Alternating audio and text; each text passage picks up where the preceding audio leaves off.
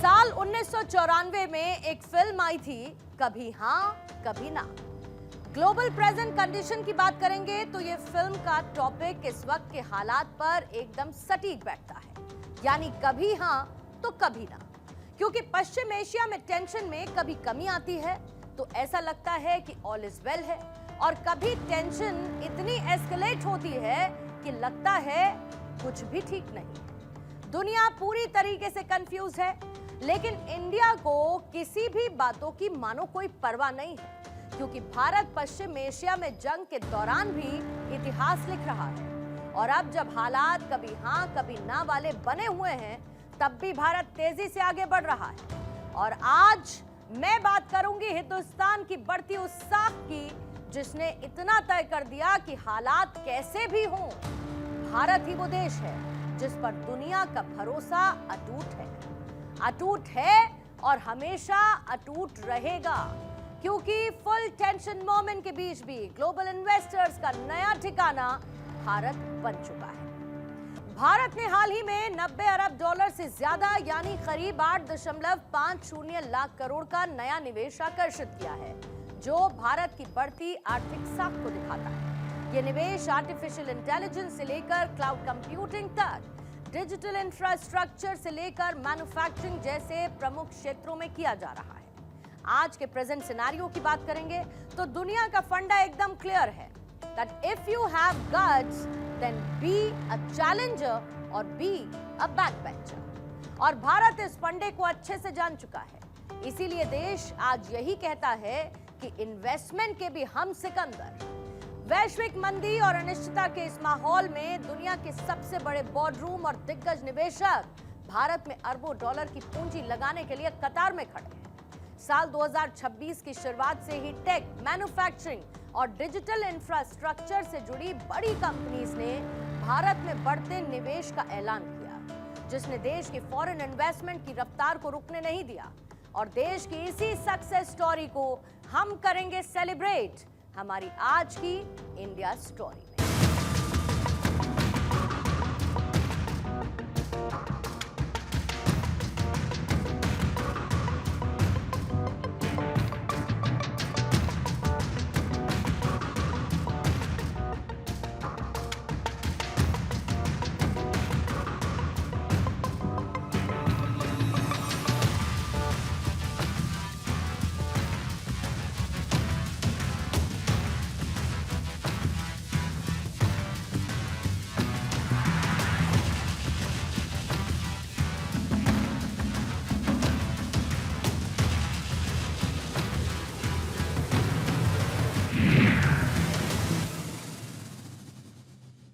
अगर कोई कंपनी किसी देश में इन्वेस्टमेंट करती है तो उसके टर्म्स एंड कंडीशंस क्या होते हैं?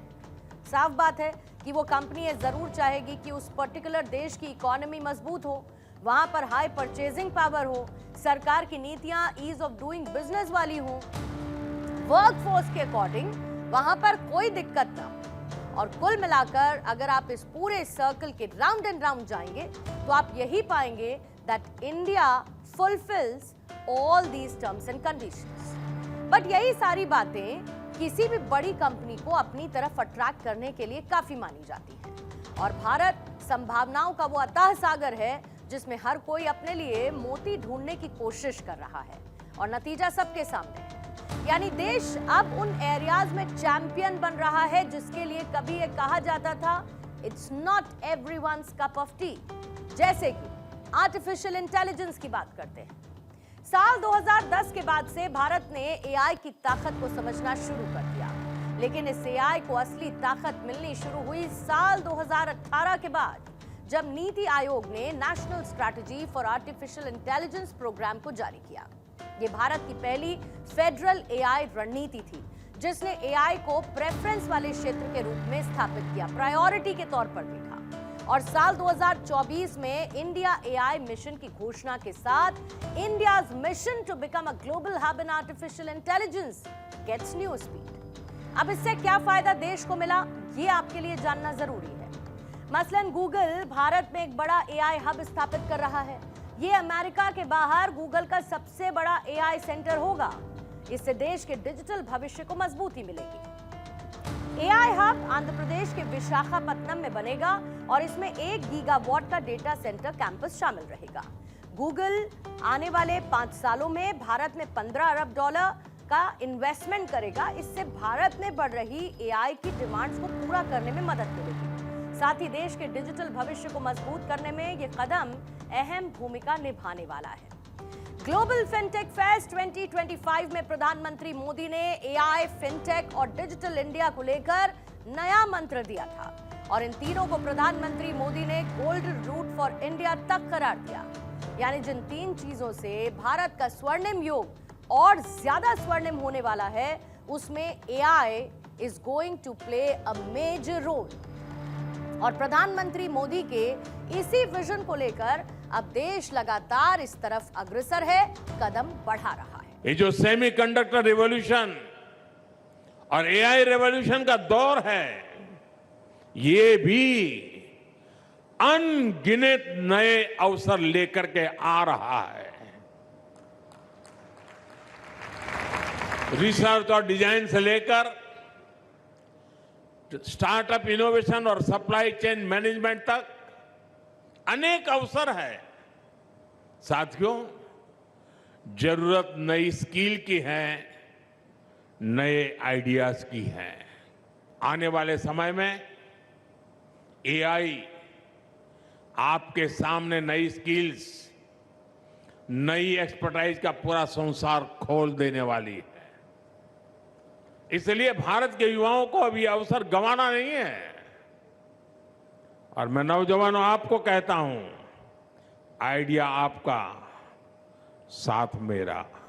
कभी दुनिया हमें back office of the world कहती थी, आज वही भारत दुनिया का दिमाग यानी कि ब्रेन बन रहा है। हाँ, ये वही भारत है जहां हर दूसरे घर में कोई इंजीनियर है, हर तीसरे मोबाइल में कोई भारतीय ऐप है।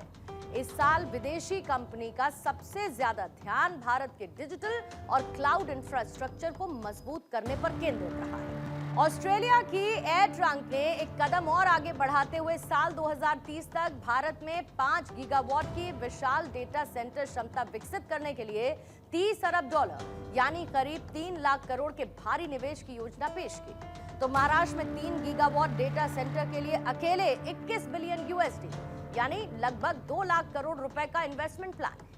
ये भारत में एआई, क्लाउड कंप्यूटिंग और डिजिटल इंफ्रास्ट्रक्चर के लिए सबसे बड़े इन्वेस्टमेंट्स में शुमार है। And more over, this investment is crucial for India's digital growth. साल 2026 में भारत केवल एक बाजार नहीं बल्कि वैश्विक अर्थव्यवस्था का एक नया हेडक्वार्टर बन चुका है।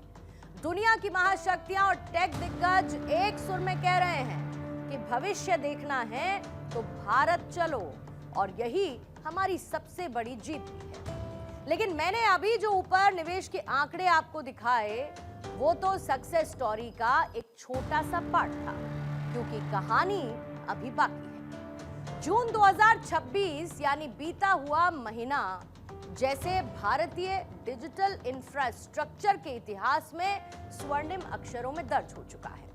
केवल कुछ दिन के अंदर जो घोषणाएं हुई, उन्होंने पूरी दुनिया को चौंका दिया है। 17 जून 2026 सीपीपी इन्वेस्टमेंट। कनाडा के सीपीपी इन्वेस्टमेंट ने कंट्रोल एस डेटा सेंटर्स के साथ हाथ मिलाया। इसमें भारत के डिजिटल इंफ्रास्ट्रक्चर और हाइपर स्केल डेटा सेंटर के विस्तार के लिए 7,000 करोड़ की बड़ी साझेदारी की गई। 18 जून 2026 सेन गोबेन, फ्रांस की दिग्गज कंपनी ने अगले 5 सालों में भारत में 1 अरब यूरो के अतिरिक्त निवेश का ऐलान किया। कंपनी के ग्लोबल लीडर्स ने साफ कहा, भारत हमारे लिए सबसे तेजी से बढ़ता हुआ बाजार है। फिर 25 जून को 2026 में अमेज़न सबसे बड़ा धमाका करता हुआ नजर आया। कैसे? अमेज़न के सीईओ एंडी जेसी ने प्रधानमंत्री नरेंद्र मोदी से खास मुलाकात की, जिसके बाद अमेज़न ने 2030 तक भारत में अपना टोटल इन्वेस्टमेंट प्रतिबद्धता को बढ़ाकर $48 अरब कर दिया। अब इसमें बड़ा हिस्सा आर्टिफिशियल इंटेलिजेंस और एडवांस क्लाउड इंफ्रास्ट्रक्चर, जिसे हम AWS कहते हैं, उसके लिए सुरक्षित कर दिया है। इतिहास गवाह है कि जो देश संकट के समय में सूझबूझ और सही पॉलिसीज के साथ खड़ा रहता है, भविष्य उसी का होता है। आज जब पश्चिम एशिया का संकट ग्लोबल सप्लाई चेन को डरा रहा है, तब भारत से आने वाली ये खबरें पूरी दुनिया की अर्थव्यवस्था के लिए एक बूस्टर डोज का काम करती हैं। चाहे फिर वो गूगल की एआई स्किलिंग हो, या फिर अमेज़न का क्लाउड विस्तार हो, या एयर ट्रंक का 5 गीगावाट का डेटा सेंटर चैलेंज। ये सिर्फ आंकड़े नहीं हैं, ये बदलते भारत की वो हकीकत है जो चीख चीख कर कह रही है कि 21वीं सदी भारत की है और हिंदुस्तान अब दुनिया के पीछे चलने वाला देश नहीं, बल्कि ग्लोबल इकोनॉमी और टेक्नोलॉजी की ड्राइविंग सीट पर बैठकर लीड कर रहा है। सवाल यह भी उठता है कि जब दुनिया में इतनी उथल-पुथल है, तो ये दिग्गज कंपनियां भारत पर इतना बड़ा दांव क्यों खेल रही हैं? अब इसके पीछे 3 बड़े और पुख्ता रीजंस हैं। वो क्या-क्या है? पहली वजह है डेटा और एआई की नई राजधानी। भारत में आज दुनिया का सबसे सस्ता डेटा और सबसे बड़ा कंज्यूमर बेस है। गूगल, अमेज़न और एयर ट्रंक जैसी कंपनीज ये जानती हैं कि आर्टिफिशियल इंटेलिजेंस और क्लाउड का अगला फेज भारत के बगैर पॉसिबल नहीं है, क्योंकि भारत अब सिर्फ सॉफ्टवेयर एक्सपोर्ट नहीं कर रहा, बल्कि डेटा सेंटर का ग्लोबल हब बन रहा है। दूसरी वजह क्या है? China +1 strategy. वैश्विक कंपनियां अब चीन पर अपनी डिपेंडेंसी को कम करना चाहती हैं। ऐसे में भारत की make in India policy, PLI schemes और स्थिर सरकार निवेशकों को एक सुरक्षित और भरोसेमंद ठिकाना देती है। और तीसरी बड़ी वजह, स्किल्ड वर्कफोर्स की ताकत। भारत के पास केवल बाजार नहीं है, बल्कि दुनिया की सबसे युवा और तकनीकी रूप से स्किल्ड यूथ है। यही वजह है कि एबीबी और सेंट गोबेन जैसी मैन्युफैक्चरिंग और रिसर्च एंड डेवलपमेंट कंपनीज यहां पर अपने प्लांट्स लगा रही हैं। भारत वो देश है जिसे सिर्फ एक डायरेक्शन की जरूरत थी, दिशा की, क्योंकि अब देश की सत्ता की ड्राइविंग सीट पर मोदी जैसे विजनरी प्राइम मिनिस्टर मौजूद हैं, तो फर्क हर किसी को नजर आता है। अप्रैल महीने में भारत में आने वाला फॉरेन डायरेक्ट इन्वेस्टमेंट देश में बाहर जाने वाले निवेश से 6.6 अरब डॉलर अधिक रहा, जो कि बीते 5 सालों के हाई पर है।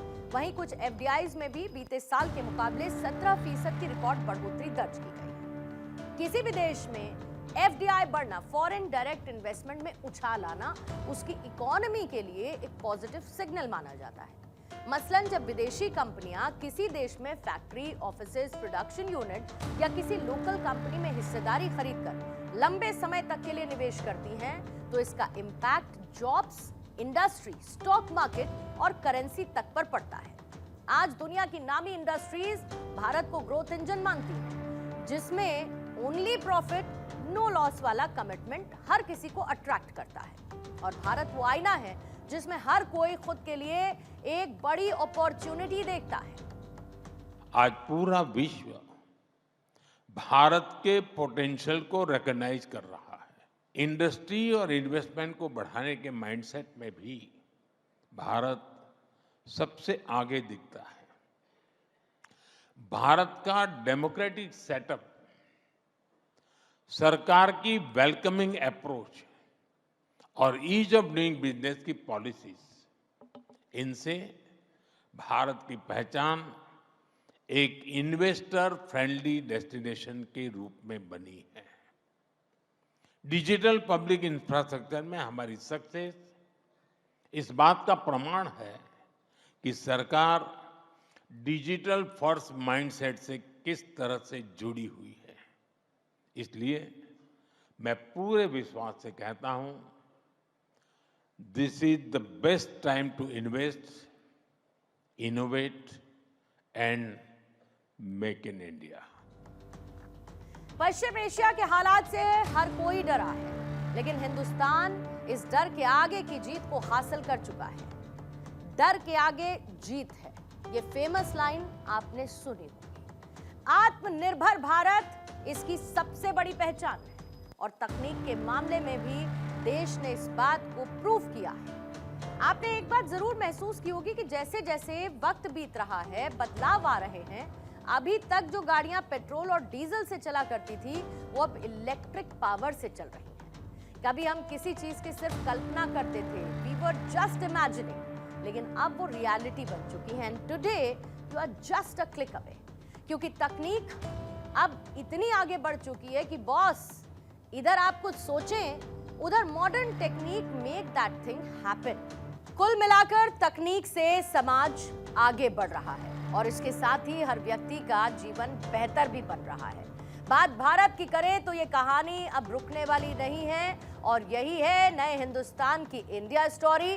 कहानी उस देश की जो सोचता भी बड़ा है और करता भी बड़ा है, और यही है भारत की सक्सेस स्टोरी और हमारी आज की इंडिया स्टोरी भी।